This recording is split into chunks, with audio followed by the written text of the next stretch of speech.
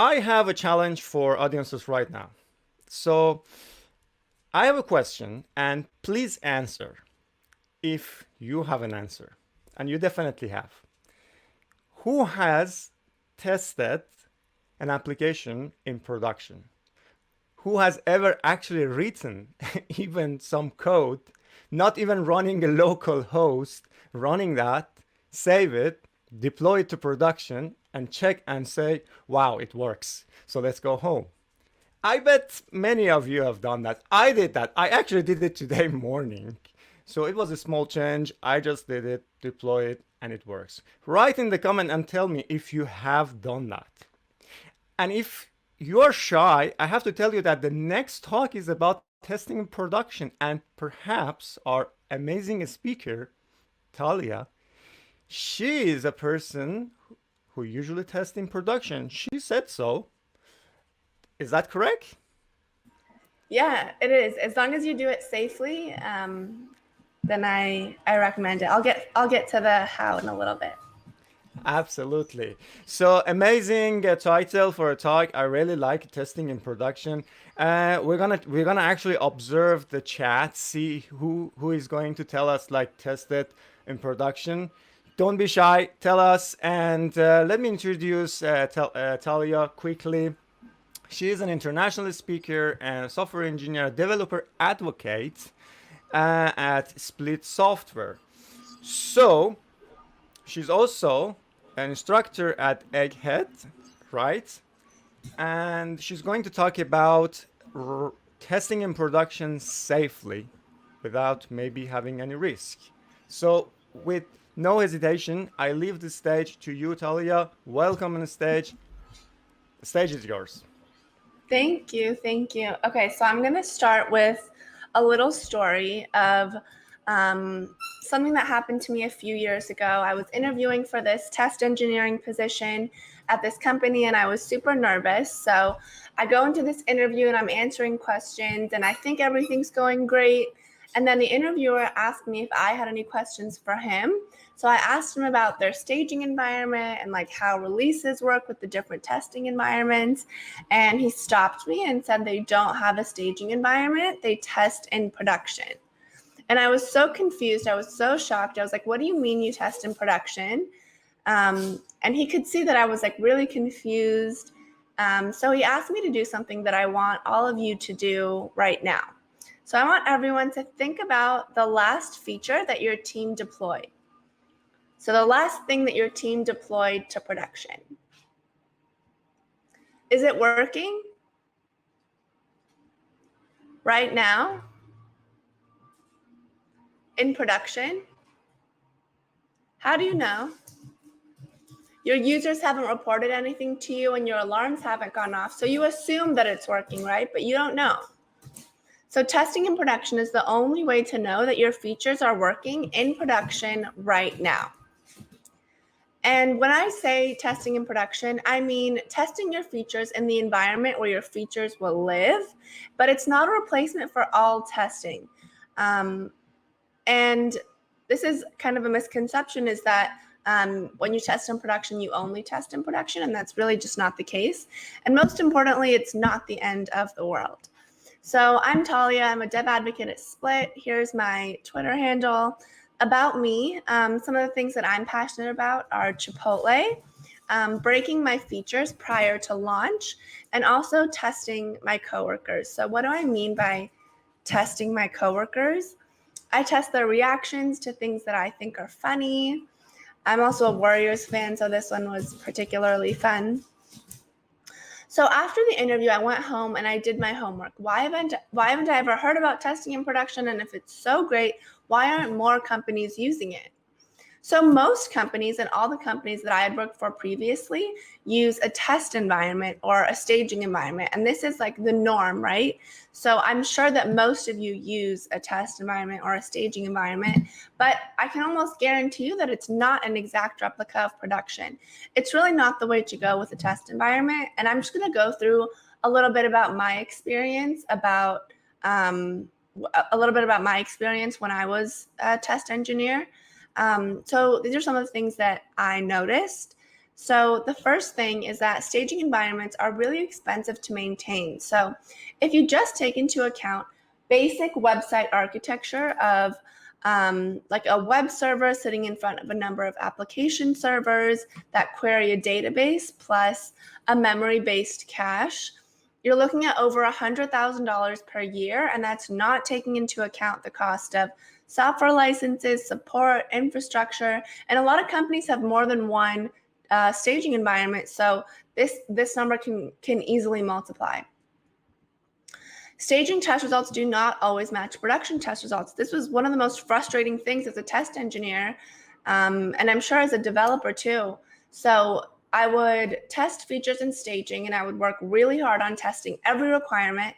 And I went through the documentation with the product owner and worked with the developers to fix all the bugs. And then my end-to-end test would pass in staging, so I felt really good about it. And then I sign off on the feature because everything works great. And then I launch the feature to production, and what happens? There's a bug. So these environments are different, plain and simple. Production includes data that staging doesn't have. And this is really important because you're never going to know the differences between your test environment and production until you test there. No one cares if staging is broken. So this happened a lot to me where staging would be down. Like I would log in to fix something, to test a fix for a feature, and I log in to staging to test it, but staging is down. I get the 404 screen of death. So I ping the DevOps guy, but he's not answering. So I ping someone else, and they tell me to open an IT ticket. And then I have to get that escalated to my manager. But meanwhile, I'm testing this high priority ticket, and really no one cares. So it's quite frustrating as an engineer when the place that you're supposed to test doesn't work and no one cares.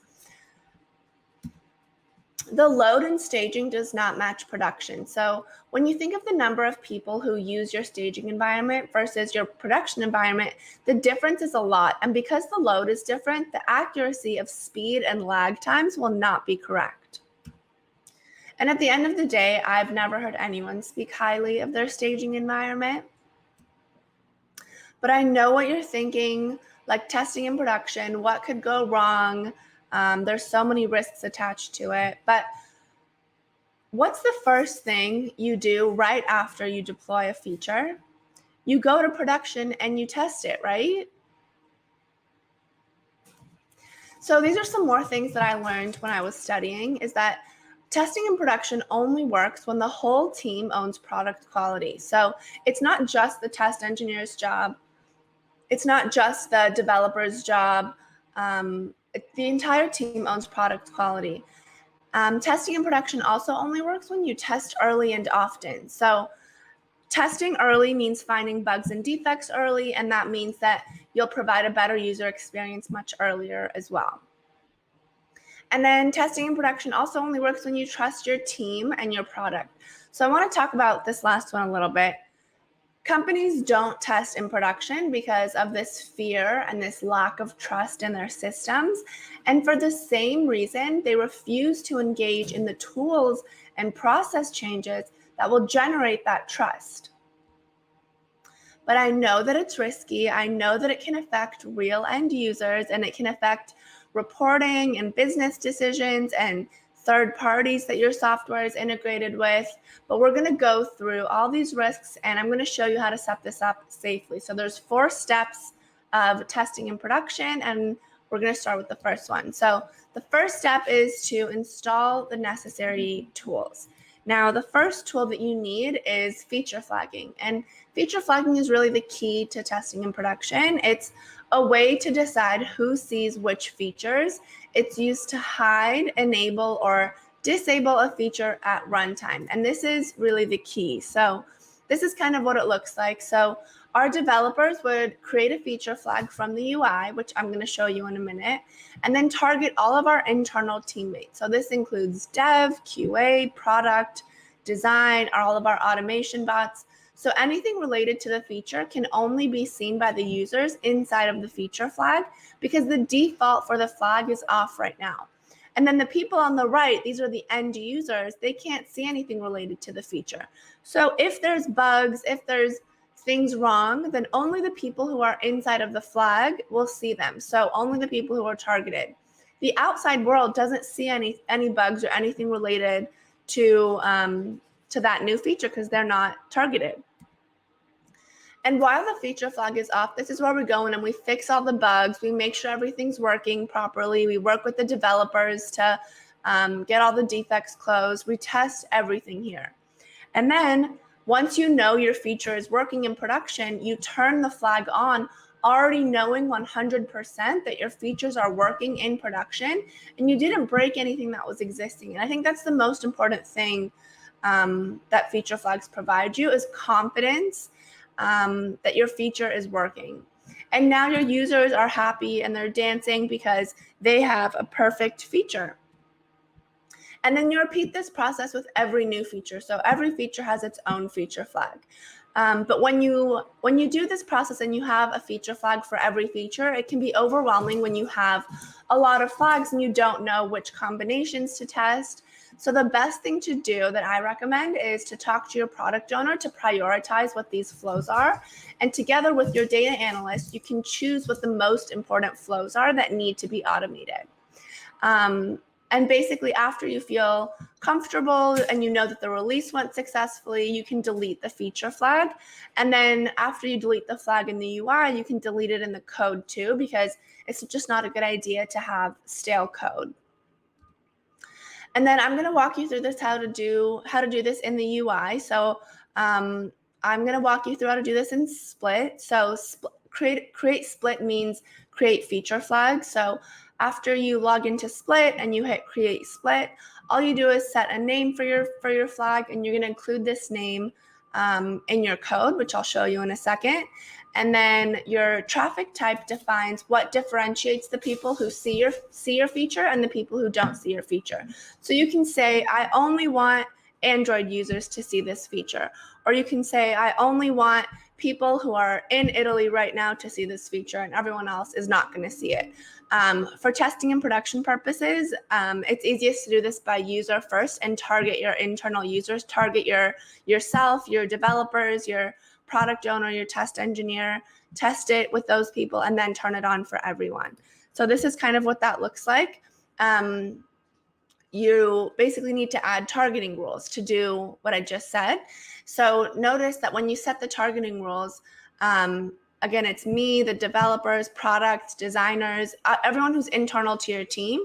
And then I also added a test user. So this is my automation user, and that user is inside of the feature flag. And notice that the default is off. So in my code, I'm going to say, if the user is in my flag, give them treatment on. And if not, then give them the existing treatment.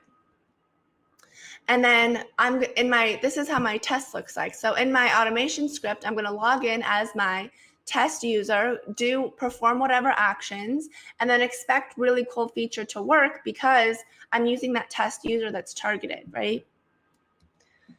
And that's it. That's how you set up feature flags. And basically the cherry on top of the cake, the thing I said before is that once you turn on the feature flag in production, you already know the feature is working. So there are no surprises. Okay, so the next tool you need after feature flagging is an automation framework. And you need one because it's not scalable to test everything manually. So you need a feature flagging framework that's easy to adopt, easy to debug, one that has good reporting, and one that has a good support community. And these are just my recommendations, and I'll list these out a little bit at the end. The next thing you need is a job scheduler that's going to run the tests for you. This can be a simple cron job through Jenkins.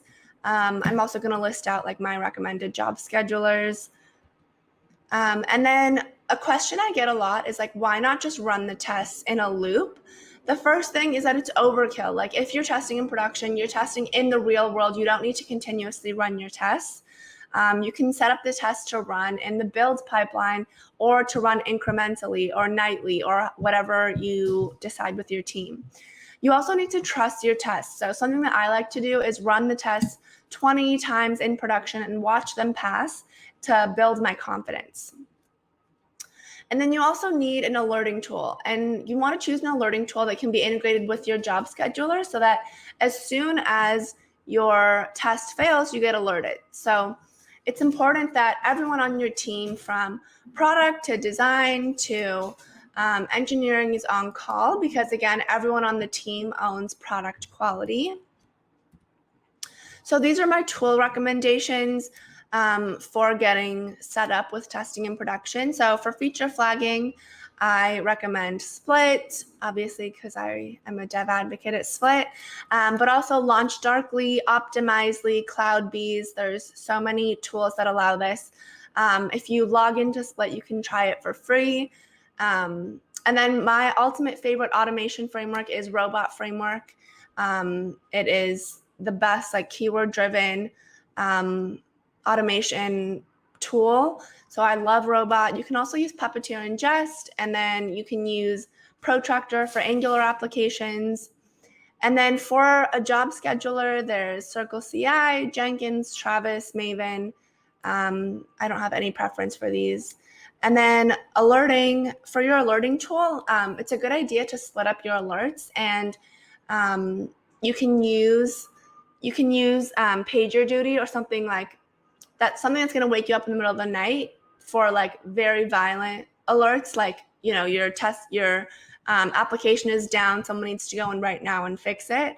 And then for like your less critical alerts, you can use Slack or email or something else like that. Okay, so the next step after you have all of your tools is to carefully create your test data. So the problem here is that you need a way to create and manipulate test data in production without affecting real end users or any data and analytics. And the way you do this is you create a consistent naming convention for all of your test users.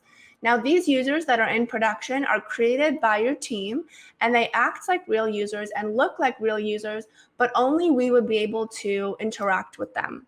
So in your data dashboard, you can exclude all the actions done by these users because you have this Boolean set, right? You have is test user is set to true for all of your test users.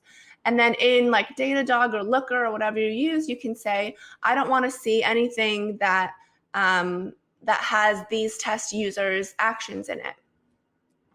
And then by using a backend flagging system, you can identify all of your test entities. So if the flag is on, you know that this page or this object or this thing that's in my application is a test entity, and it should not be included in any data and analytics. So in your automation scripts, you make sure that your test entities only interact with each other. And this is how you can create and manipulate testing entities in production. And the important thing to note here is that you need to follow specific predetermined guidelines that are set forth by your team. So each team is going to obviously have a different setup. Each team is going to have like different test entities that they need based on their different user flows. So it's important that these are determined ahead of time, because you don't want any case where your test data is mixed in with your production data. Okay, so the next step is to write your tests, and I really like BDD because it's easy to read, easy to write. This is behavior-driven design. Robot Framework has a plugin with Gherkin and Cucumber that I highly recommend. So it's just basic given, when, then. And I like this because when a test fails, you know exactly what the behavior was that made it fail.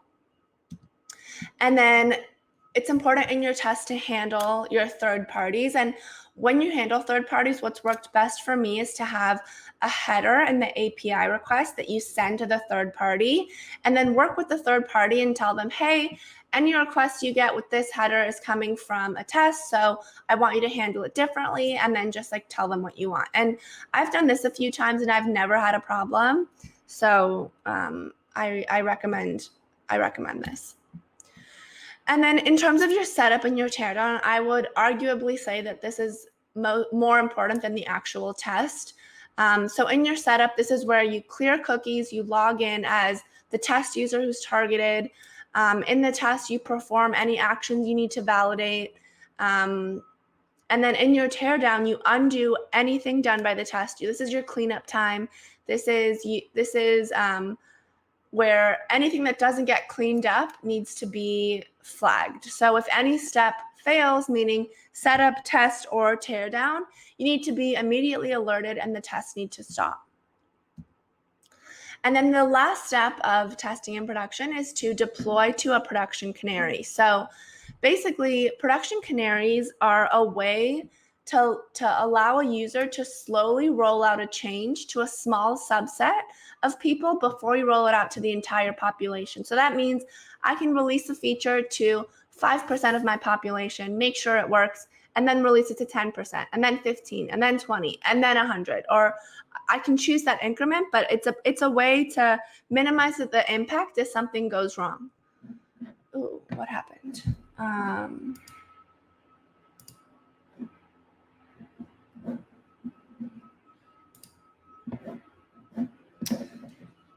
One second. Don't know what went wrong.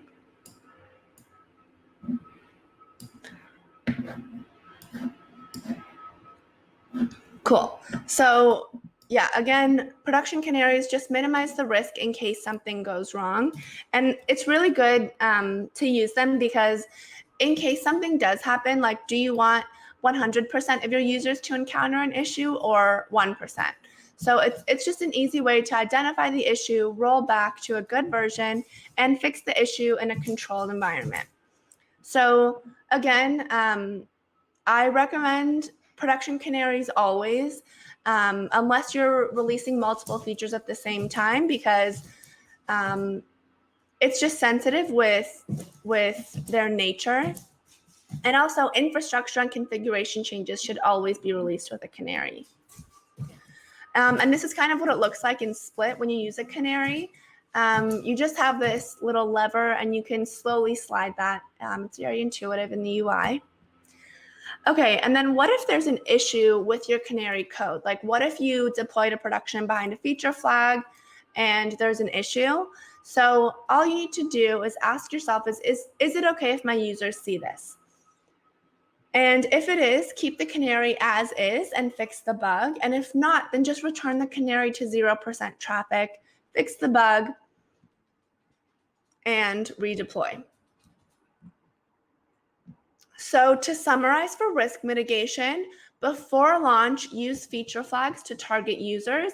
And then after launch, use production canaries to limit the audience in case something goes wrong.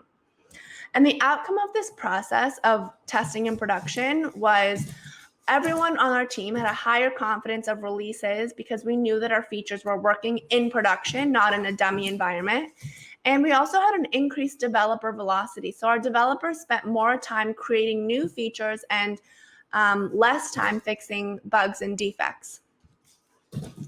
Testing in production also, one of my favorite things is that it promotes a proactive engineering culture.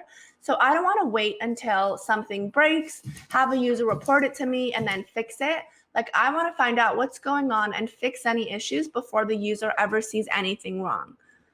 And now long term, again, it minimized user interaction with bugs and defects, and it ensured a great user experience.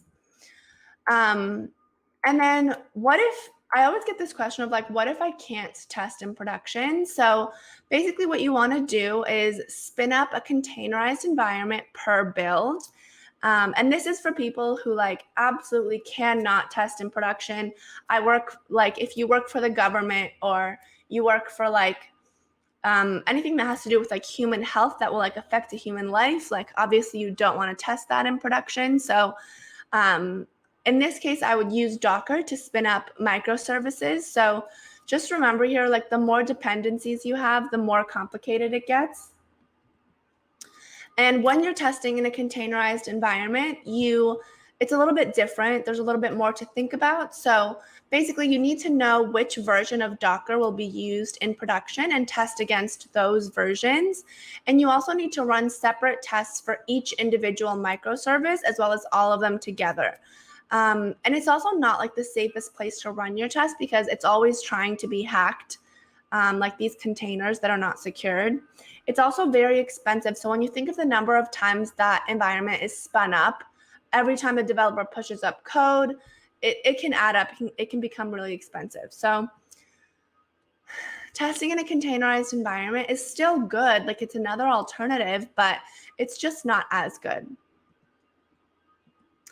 And when we think about like tests that are not production tests, so you can still use staging for pre-production testing. And this is for things like SOX compliance and GDPR, and like if there's data or privacy related things that absolutely cannot be tested in production, you can use staging.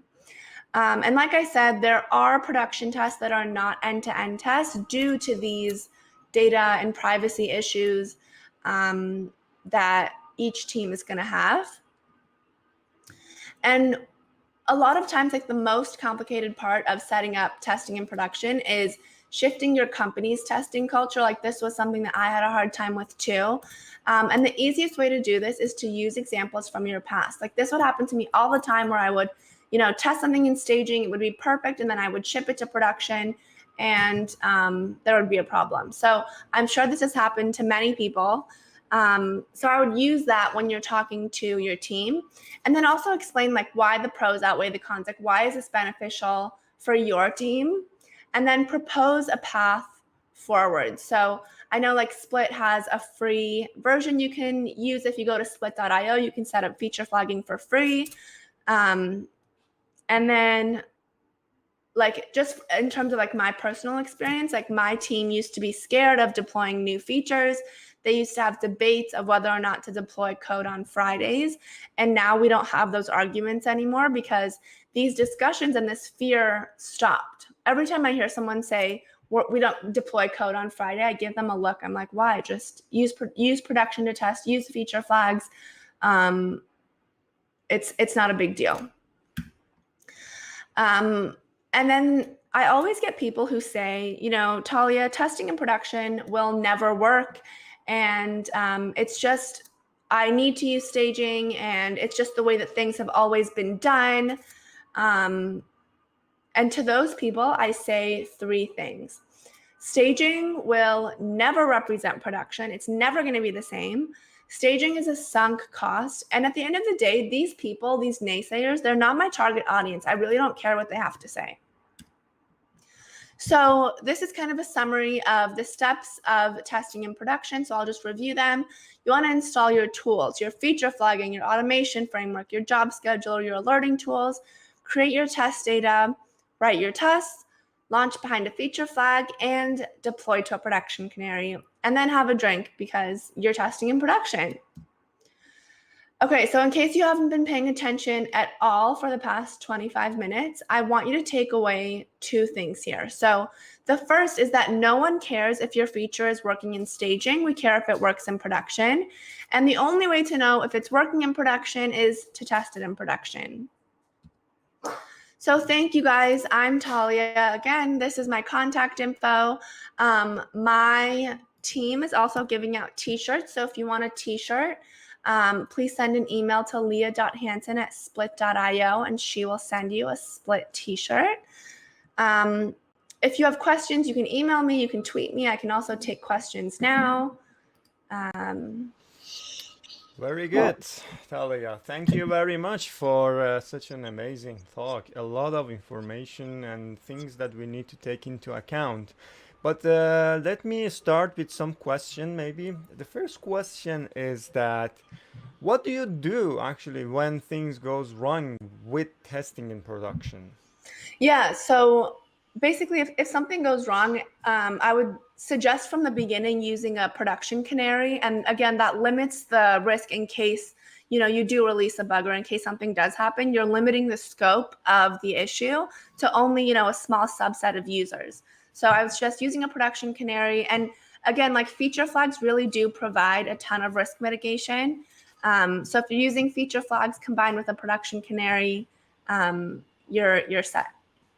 Some people ask like, what is the breed of this dog? And I asked, and you got the answer right now, and you see the dog right now.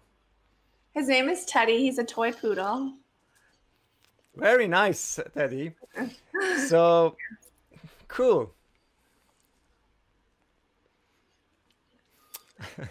Very good. So Let me just ask you another question, maybe before we let you go and take the dog out, maybe.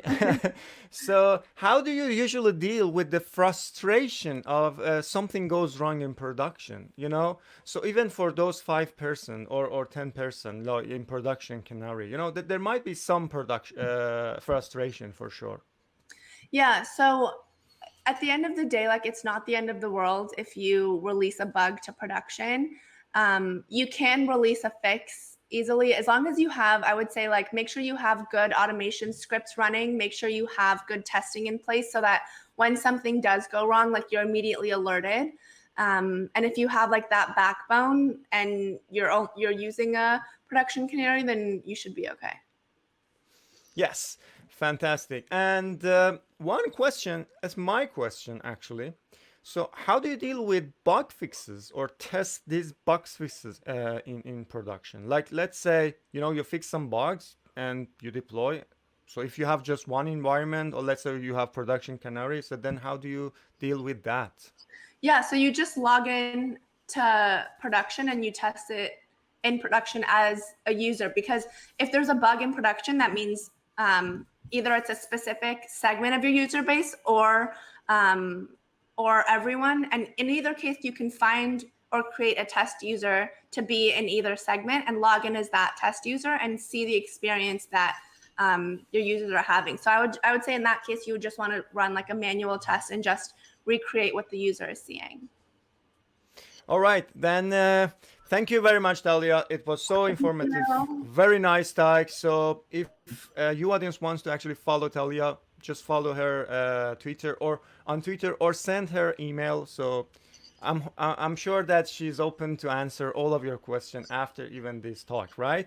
Yes. So take care of yourself and take the dog out for sure. So he's very impatient right now. I know he's So been hope to see you next time in Verona. Yes, Sure. thank you.